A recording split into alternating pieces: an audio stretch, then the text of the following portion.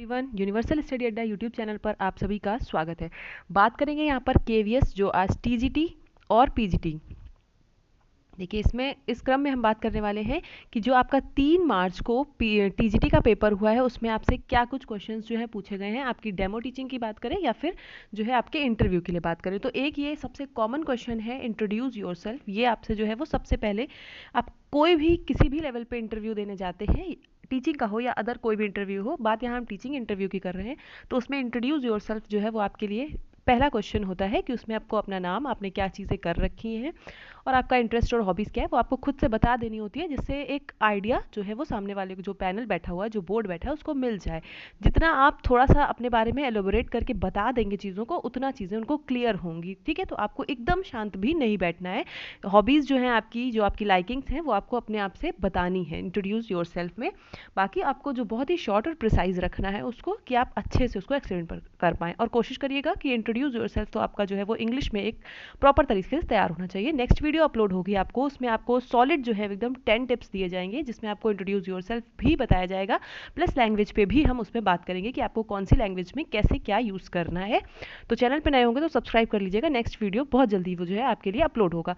देखिए, बात कर रहे हैं यहाँ पे हम कि जो आपका 3 मार्च को टीजीटी का पेपर हुआ है, जो सब्जेक्ट बेस्ड था, वहाँ पे जो डेमो टीचिंग हुई है और इंट्रोडक्शन जो हुआ है वो आपका सब्जेक्ट बेस्ड था, कि आप जिस भी सब्जेक्ट के लिए टीजीटी का पेपर दिए होंगे वहाँ पे आपसे उससे रिलेटेड चीज़ें पूछी गई हैं। और 4 मार्च को जो आज आपका पेपर हुआ है उसमें जो है आपके ऑल सब्जेक्ट्स 1 to 5, यानी आपका ईवीएस हो गया, मैथ्स हो गया, हिंदी इंग्लिश हो गया, ये सारी चीज़ें जो हैं वो आपको एनसीईआरटी बेस्ड ही पूछी जा रही हैं। इसके अलावा आपको सिचुएशन बेस्ड चीज़ें भी देखने को मिल सकती हैं। अब बात करते हैं सबसे पहले यहाँ पे कि क्या क्या चीज़ें आपसे जो है वो पूछी गई हैं इंटरव्यू के टाइम पे और डेमो टीचिंग के टाइम पे भी। आपसे पहले देखिए, सबसे पहले इंट्रोड्यूस योरसेल्फ होता है आपका, थोड़ा बहुत उसमें जो है वो इंटरव्यू लेते हैं और जस्ट उसके बाद आपको डेमो टीचिंग के लिए स्टार्ट करा देते हैं वहाँ पे वो। तो देखिए इसमें क्या चीज़ें हैं। इंग्लिश स्पेलिंग से आपसे क्वेश्चन पूछ रहे हैं कि इंग्लिश स्पेलिंग आपको बतानी है। किसी भी चीज़ की, मान लीजिए उन्होंने इंग्लिश स्पेलिंग दे दी, सपोज करिए अगर आपको एनसीईआरटी से भी आपने प्रॉपर चीज़ें पढ़ रखी हैं तो आपको वहाँ से भी स्पेलिंग प्रिपेयर करनी है। इसके अलावा अगर बात करें तो जैसे डायरिया हो गया, निमोनिया हो गया, तो इनकी स्पेलिंग्स जो होती हैं वो एज ईजी नहीं होती है लिखने में, वो आपको पता होंगी तभी आप लिख पाएंगे। तो ये सारी चीज़ें आप प्रिपेयर करेंगे, ऐसी कुछ स्पेलिंग हो गई। ठीक है, तो वो आपसे स्पेलिंग पूछ सकते हैं। इसके अलावा आप एनसीईआरटी के गो थ्रू होंगे ज़रूर से। उसके बाद की बात करें तो यहाँ पे आपसे, जैसे हिंदी में अगर बात करें तो पोएम पूछ ली गई है। जो अभी आज का डेमो हुआ है उसमें आपसे हिंदी में पोएम पूछी गई है और विद एक्सप्रेशन आपको उस पोएम को बताना है।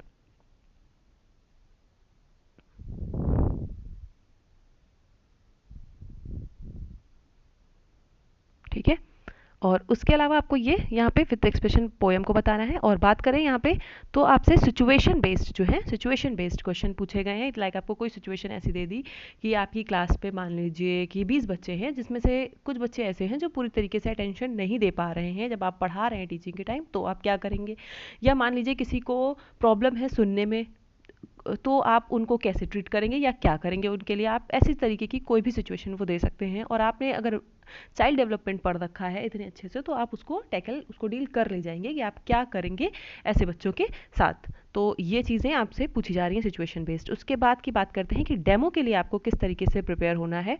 तो डेमो में आपको 3 to 5, जो आपका 3 to 5 क्लास है डेमो के लिए, उसमें जो आपकी ईवीएस की थीम होती है, जैसे आपका फैमिली एंड फ्रेंड्स है, फूड है, शेल्टर है, ठीक है, उसके अलावा प्लांट्स है, ये सारी जो थीम है इनसे आपको चीज़ें एक एक टॉपिक प्रिपेयर करना है। वो सपोज कोई थीम बोल सकते हैं डायरेक्ट कि आप इस थीम पर कोई भी टॉपिक पढ़ा दीजिए।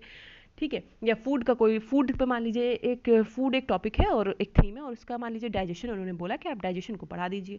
और बहुत सिंपल तरीके से आपको वहाँ पे पढ़ाना होगा, क्योंकि आपको वहाँ ये नहीं दिखाना है कि आपको नॉलेज कितनी है, आप पढ़ा कितना अच्छे सकते हैं, आप बच्चों को कितना अच्छा क्लियर कर सकते हैं, इस बात पे मेन फोकस रखा जाएगा। तो आपको बहुत सिंपली वे में पढ़ाना होगा चीज़ों को। तो ये ईवीएस की थीम का आपको कोई टॉपिक दे सकते हैं। सपोज अगर आपसे बोलेंगे कि क्लास फर्स्ट या सेकेंड के लिए आप बच्चों को आप ईवीएस कैसे पढ़ाओगे, तो फैमिली एंड फ्रेंड्स थीम आप वहाँ पे उठा सकते हैं, कि फैमिली एंड फ्रेंड्स थीम आप ले सकते हैं वहाँ पे।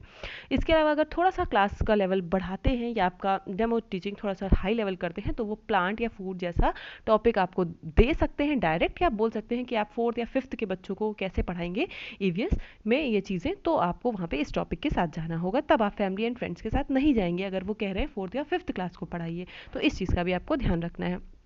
नेक्स्ट बात करते हैं मैथ्स में क्या कुछ पूछा गया भी है। जो अभी इंटरव्यू हुआ है 4 मार्च को पीआरटी का, उसके अलावा जो आपका अभी एक 9 मार्च को भी इंटरव्यू है, उसमें क्या संभावनाएं हो सकती हैं वो उसको भी आपको हेल्प मिलेगी।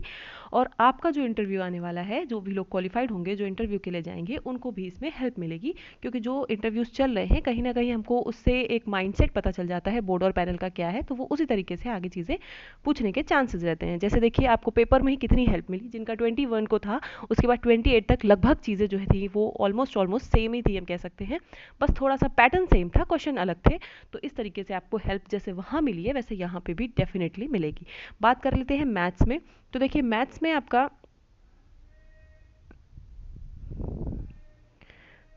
आपका क्या है कि आपको फ्रैक्शन, डिवीजन, एडिशन और जो है सब्ट्रैक्शन, ये चीज़ें जो है वो आपसे पूछी जा सकती हैं मैथ्स में। अगर आपको बोला जाए क्लास 1 और 2 के लिए मैथ्स पढ़ाना है तो आप एडिशन और सब्ट्रैक्शन पढ़ा सकते हैं। इसके अलावा जो है फ्रैक्शन और डिवीजन से भी क्वेश्चन बन सकते हैं कि आप जो है इस टॉपिक को कैसे पढ़ाएंगे। या मान लीजिए सपोज आपको खुद उन्होंने दे दिया कि आपको फ्रैक्शन पढ़ाना है, मान लीजिए क्लास 3 या 4 को, तो आप फ्रैक्शन को कैसे इंट्रोड्यूस करेंगे बच्चों के सामने, क्या आपके जो है तरीके होंगे उनको पढ़ाने के लिए। और आपको पता होता है ना कि आपको एग्जाम्पल देके पढ़ाना होता है बच्चों को। जस्ट किताबी लैंग्वेज में अगर आप पढ़ाएंगे तो वो उनको इतना इजीली समझ में नहीं आएगा। जैसे आप सपोज आपने एक बोर्ड पे पिज्ज़ा बनाया, फिर उसको कट कर दिया कई पार्ट में, फिर आपने बताया इतने पार्ट, तो ये करके आपका फ्रैक्शन हो सकता है।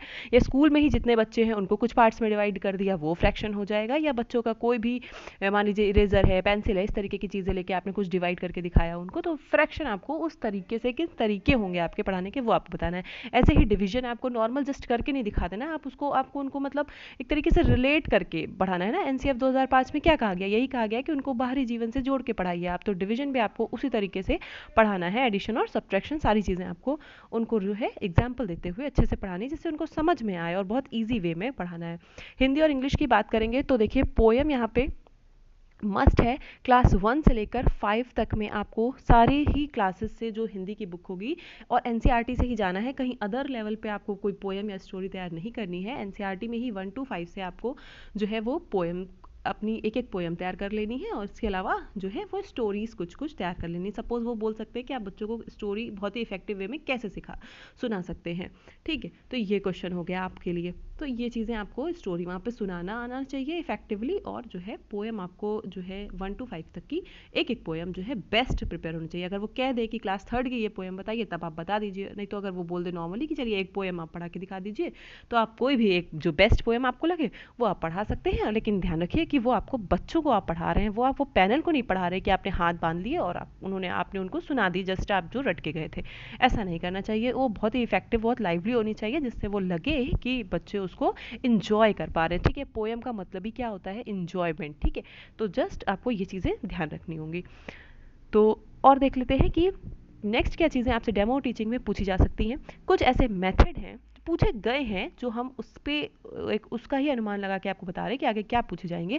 तो इसमें जो कुछ मेथड है वो आपसे पूछ सकते हैं कि अगर मैथ में सपोज उन्होंने आपको कोई टॉपिक दिया, जैसे अभी हमने पहले भी डिस्कस किया, तो वो आप किस तरीके से बच्चों को पढ़ाएंगे। ना सिर्फ आप पढ़ा देंगे बोर्ड पे, बल्कि किस तरीके से पढ़ाएंगे, क्या आपके वेज हो सकते हैं। सपोज करिए कि आपने पिज़्ज़ा का एग्जाम्पल लिया फ्रैक्शन को पढ़ाने के लिए, उसके पार्ट किए, फिर आपने सारी चीज़ें बताई, लेकिन ज़रूरी तो नहीं है कि सारे बच्चे को समझ पाए, क्योंकि each and every child are not equal, है ना। तो ज़रूरी तो नहीं है कि सबको वो चीज़ समझ में आएगी, तो आपको फिर दूसरे तरीके से भी बताना पड़ेगा। तो क्या आपके मेथड्स होंगे अलग अलग तरीके से पढ़ाने के लिए, उन चीज़ों पर भी बात की गई है। उसके अलावा देखिए ध्यान रखिएगा, इंग्लिश की बात करें तो ये कुछ ऐसे टॉपिक हैं नाउन और प्रोनाउन, जिसमें आपको क्या करना है, अपना हिंदी में भी और इंग्लिश में भी ये ग्रामर के टॉपिक नाउन और प्रोनाउन जो है फर्स्ट और सेकेंड थर्ड में कॉमन है, और बहुत ज़्यादा मतलब इंपॉर्टेंट टॉपिक है उन क्लासेस के लिए। तो आपको ये अच्छे से प्रिपेयर करना है और उसको कैसे पढ़ाना है एक बार इसको भी देख लीजिएगा।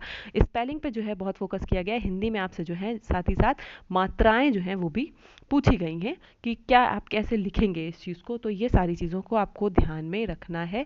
इतनी चीज़ें थी जो वो आपके लिए इम्पॉर्टेंट थी इंट्रोडक्शन के लिए, आपके इंटरव्यू पार्ट के लिए, और साथ ही साथ आपके डेमो टीचिंग के लिए, जो यहाँ पे मुझे ज़रूरी लगा, वो मैंने आपके साथ यहाँ पे शेयर कर दिया है। डेफिनेटली ये आपके लिए हेल्पफुल है। वीडियो पसंद आया होगा तो लाइक और शेयर करके सब्सक्राइब कर लीजिएगा चैनल को, नए होंगे तो।